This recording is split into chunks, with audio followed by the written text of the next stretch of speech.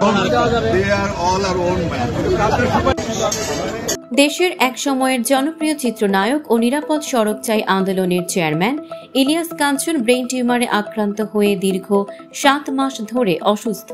চিকিৎসার প্রয়োজনে তিনি গত 6 মাস ধরে লন্ডনে অবস্থান করছেন এবং একমাত্র মেয়ে ইশরাত জাহানের বাসায় থেকেই নিয়মিত চিকিৎসা নিচ্ছেন।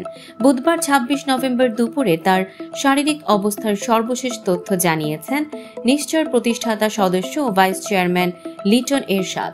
তিনি জানান, ইলিয়াস কাঞ্চনের অবস্থার কিছুটা উন্নতি হয়েছে।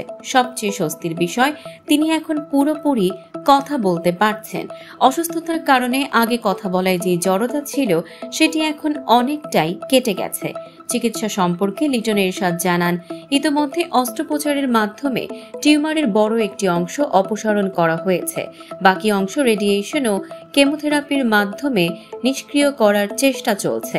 বর্তমানে তার মেডিসিন কোর্স চলছে। এই কোর্স শেষ হলে চিকিৎসকরা নতুন করে কিছু পরীক্ষা নিরীক্ষা করবেন এবং এরপরই পরবর্তী চিকিৎসা পরিকল্পনা নির্ধারণ করা হবে।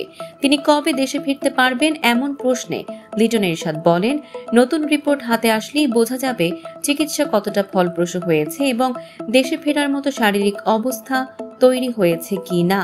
উল্লেখ্য, দীর্ঘ পরীক্ষা নিরীক্ষার পর গত 5 অগস্ট লন্ডনের উইলিংটন হাসপাতালে প্রফেসর ডিমিট্রিয়াসের নেতৃত্বে তার মাথায় সফল অস্ত্রোপচার করা হয়। দর্শক, সাম্প্রতিক ও চমকপ্রদ সব খবর পেতে ফলো করুন আমাদের ফেসবুক পেজ CB24 টিভি এবং সাবস্ক্রাইব করুন ইউটিউব চ্যানেল CB24 অফিসিয়াল।